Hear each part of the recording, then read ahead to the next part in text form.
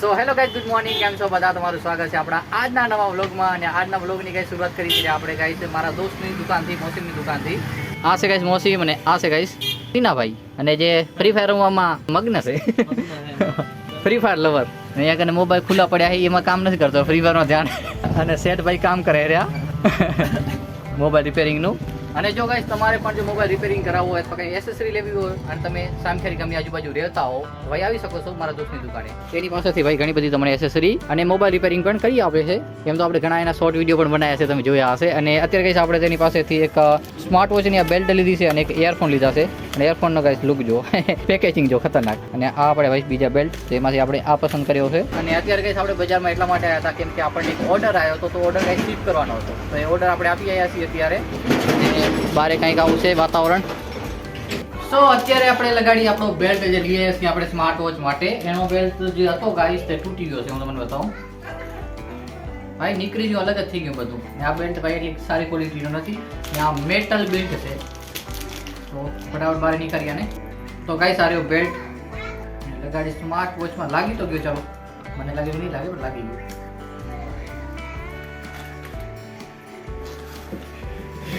તો ગાઈસ લાગી ગયો કેમ કે આ તૂટી ગયો તો ભાઈ આપણે પહેરવાની મજા આવતી નથી, નીકળી આવ્યો ઘડી ઘડી. સો આપણે ગાઈસ આ બેલ્ટ લઈએ એટલે કામ થઈ ગયું આપણું. મને નતો ખબર કે ભાઈ બેલ્ટ અલગ જડે. સો ગાઈસ અત્યારે આપણા મેઇન ચેનલનો એક વિડીયો એડિટ કરવાનો બાકી છે, લગભગ 5-6 મિનિટનો બાકી છે. તો એ એડિટ આપણે કરશી અત્યારે અને પછી આપણે બ્લોગ કન્ટિન્યુ કરી આગળ.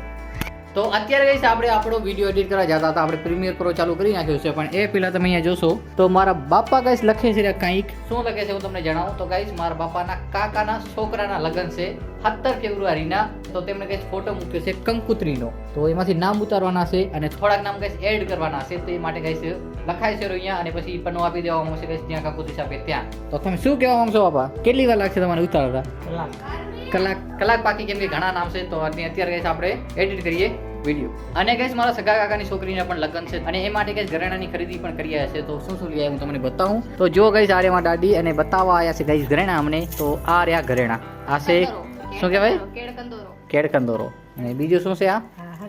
આ શું છે? હા, બુટીમાં રાખવાની હરું. ઓકે. અને આ છે વીટી. આ વીટી કેટલા ગ્રામની છે ખબર નહીં, પણ કેટલા પ્રાઇસાની શું, કેટલા રૂપિયાના? આના 16 આટલી ના 16,000. અને આ હા હા લે પહેરો કર લે. ગાઈસ આને પહેરવાનો શોખ છે, છોકરીને નન કદી શોખ હોય વસ્તુ પહેરવાના જેવો. એ પેલા ગાઈસ વિડીયો આપણે બનાવ્યો એમાં ગાઈસ આને લઈ લીધી હતી, બધી પહેરી લીધી હતી વીટીઓ, પણ વિડીયો રેકોર્ડ ના થયો. સો ગાઈસ આના લગન છે જુઓ. તો ગાઈસ અત્યારે આપણે આવી ગયા છે આ રૂમની અંદર. અને આ રૂમની અંદર ગાઈસ ત્રણેય બેનો રમે હરી. પણ અત્યારે સીન કંઈક એવો છે કે ઉર્વશી લઈ આવી છે ગાઈસ એક આ કેડબરી, એક આ પિયાવડ શું છે ખબર નહીં, અને એક લઈ આવી છે ગાઈસ આ. તો પ્રિયાંશીને જોવે છે ગાઈસ આ રહ્યું આ, અને આ દેવા તૈયાર નથી. અને એને આપ્યો છે આપણો આ ખુશીનો.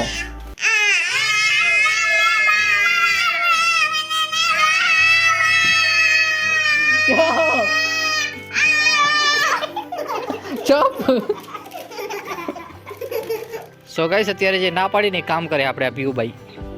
એ કીધું કે આ અડવાની નથી, ભલે પડી અહીંયા તો પણ અટાડે હરી. અને અટાડીને શું કરવું એને? એ અમલ હમણાં એક્સિડન્ટ થઈ જાત. હાલો. અને ગાઈસ તમારી વસ્તુ દેખાડું. અહીંયા કને દાદી. સો ગાઈસ અત્યારે આપણે બ્લેક ટેપ ગોતતા હતા કેમ કે મોટરના વાયર બાંધવાના હતા. પણ એ ગોતતા આપણને ગાઈસ આપણી આ ખજાનાની પેટી જડી ગઈ. ટેપ તો ના જડી, ટેપ તો શેની માર્ગને ખલાસ થઈ ગઈ હતી, તો મંગાવી પડશે બીજી. પણ ખજાનાની પેટીમાં છે શું, ચાલો હું તમને બતાવું. અથવા તમને બતાવ્યું કે મને યાદ નથી, પણ આજે બતાવ્યું મને મળી હતો. કેમ કે આની અંદર છે ભાઈ આપણા કોઈન, કલેક્ટેડ કોઈન. ચાલો બતાવું તમારે. સો ગાઈસ સારી આપણી ખજાનાની પેટી એને ઓપન કરીએ. ઘણી મોટી પેટી જુઓ.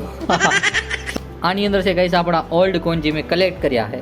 સો ગાઈસ પહેલાં ફોકસ સરખી નહોતું થતું કેમ કે કેમેરો ક્લીન નહોતો, તો કેમેરો ક્લીન કરી નાખ્યો અત્યારે. તો જો આ છે ભાઈ 10 પૈસાનો સિક્કો. 10 પૈસાનો સિક્કો. અને ગાઈસ મારા નખ ઉપર ધ્યાન ના દેતા, નખા પણ ટાઈમ નથી મળતો. ઓકે. ને આની અંદર છે, આ તો નવો સિક્કો છે, પણ આની પાછળ છે ગાઈસ આઝાદી કા અમૃત મહોત્સવ 75 લખેલ છે. ઓકે બરાબર, ફોકસિંગ નથી થતું રહ્યું. આ છે ગાઈસ 50 પૈસાનો સિક્કો.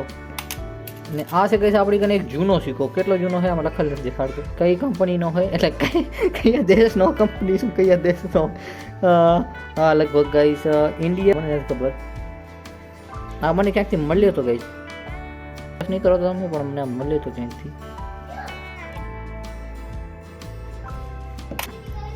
હા સિક્કા પેલા જમરા કુટુંબો મતલબ કે ફેમિલી કને દીધા હે વપરાતા. એટલે કઈ આપણી પાસે 20 રૂપિયા આવી ગયું, મને હમણાં ખબર પડી થોડાક દિવસ પણ સિક્કો આવી ચૂકી છે માર્કેટમાં, તો આપણે સાચી રાખ્યો. અને આ છે કઈ આપણી કને એક 25 ફ્રાન્સ લખેલ છે કઈ આમાં. હા એ થોડો ઝૂમમાં પ્રોબ્લેમ થાય એટલે આપણે નીચે રાખીને બતાવી દઈએ. છે નેપાળનો સિક્કો, આવો સિક્કો છે. અને હા તો ભાઈ કેટલા રૂપિયાનો સિક્કો છે આમાં પણ સેમ ઝંડાવાળો છે. હા છે આપણી પાસે ભાઈ 50 પૈસા, 25 પૈસાનો સિક્કો લાગે. હા 25 પૈસાનો સિક્કો, એમાં ગેંડા સાફેલ છે, ગેંડા. ને આ ગાઈસ કંઈક અલગ વસ્તુ છે. આ શું છે મને નથી ખબર. આ તો હું ક્રિકેટ રમવા ગયો હતો ગ્રાઉન્ડમાં, તો મને મળ્યો હતો. આ ઘણી જૂની વાત છે, લગભગ 10 વર્ષ પહેલાંની વાત છે. તે દવાનો કિસ માર્કેટ હાંચો પડ્યો સિક્કો. એના પછી ગાઈસ આ છે ગાઈસ કોરી. આ મને મળ્યો તો ગાઈસ ક્યાંથી ખબર છે, મળ્યો નહોતો પણ મારી ફોઈની છોકરી મને આપ્યો હતો. એ જામનગર ભાઈ કામ કરતા, તો ત્યાં નદીમાંથી એમને મળ્યો હતો. તો ભાઈ નદીમાં પણ સિક્કા પડ્યા હોય જુઓ, કદાચ જામનગર અથવા બીજી સાઈડે યાદ નથી મને. ઘણો જૂની વાત છે આ તો. ફોઈની છોકરી બધી ખબર છે મને કે મેં એના કારણે લીધો, કે આપણને તો જડે ક્યાંથી આ વસ્તુ. આ જૂનો 1988નો સિક્કો. બે બાજુ ઘઉંના ડોડા ન હોય, મકાઈના ડોડા હોય, મકાઈના જ લાગે. આ મકાઈ છે. અરે અને આ છે ગાઈ છે આપણી પાસે 50 પૈસાનો સિક્કો. એમ તો આપણી પાસે કલેક્શન પૂરું હોય જુઓ. આની વેલ્યુ શું હશે આપણને ખબર હશે ભાઈ. રાજીવ ગાંધી 1944-1991 ટાઈપ સમયનો સિક્કો, રાજીવ ગાંધી. અને ગાઈસ આમાં કિંમત કેના ઉપર નિર્ધારિત થાય કે ક્યાંથી બન્યો છે અને કેટલી વેલ્યુ છે, આના ઉપર નિશાન હોય. જો એ નિશાન રેર હોય, મતલબ કે ઓછા બન્યા હોય તો મળી જાય. અને આ 25 પૈસાનો સિક્કો છે. અને ગાઈસ આ એક સિક્કો છે ભાઈ, એમાં રાજા છાપેલ છે, રાજા મુકુટ પહેરેલ છે, વિક્ટોરિયા ટાઈપનો સિક્કો લાગે છે. 1/4 આના ઇન્ડિયા 1886નો સિક્કો છે, ઓરિજિનલ સિક્કો છે. એના પછી ગાઈસ આપણી પાસે છે 20 પૈસાનો સિક્કો, કમર સાપ.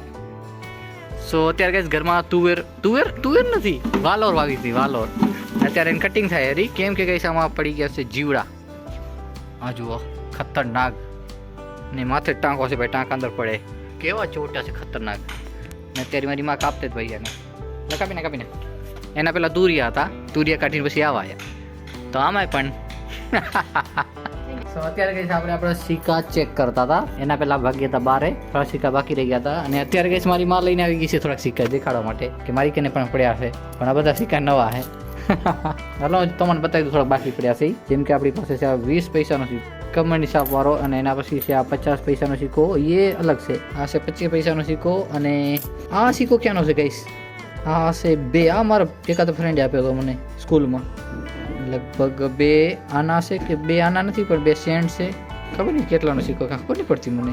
આફ્રિકા ટાઈપનો સિક્કો છે, ડોલર છે શું હોય. એના પછી ગાઈસ આ છે એક સિક્કો, જો આમાં મછલી જેવું કંઈક સાપલ છે. ને લખેલ શું છે આમાં? લખેલ છે આમાં બેન્ક્યુ ક્લેરેટા આફ્રિકાનો લાગે મને તો. નહીં. આ જો ગાઈસ મને ગોતી આવી. આ એને સિક્કા મળ્યા હતા એમ કે છે. આ એ નવો સિક્કો છે. આ અહીંયા રાખ. નોખા રાખી ભેગા નહીં કરો ભાઈ, ભેગા ના કરજે કે આમ મળ્યા છે એટલે. એમ તો મને થોડાક મલલ પડ્યા અમે. આ બધા મળ્યા હતા એટલે રાખી સાચવી મૂકે ભાઈ. આ તો આપણી પાસે છે, આ 1985નો છે. ને આપણી પાસે આ રહ્યો 1988, મતલબ આના કરતાં જૂનો સિક્કો ભાઈ. આ પછી 2 રૂપિયાનો સિક્કો ભાઈ, ભારતના ઝંડાવાળો. એના પછી આ છે, આ તો નવા જ લાગે છે મને આમાંથી. ભારતનો ઝંડાવાળો છે, આ ભારતનો ઝંડાવાળો છે, જૂના જમાનાના સિક્કા, એટલે કે પેલા હાલતા હજી સુધી હાલતા 2000 હજી હાલે જ છે એમ તો. આ 5 રૂપિયાનો સિક્કો છે. ના બીજા છે નવા સિક્કા બધા, 10 રૂપિયાની નોટ ને 5 રૂપિયાની નોટ ગઈ. 5 રૂપિયાની નોટ અત્યારે દેખાતી નહીં.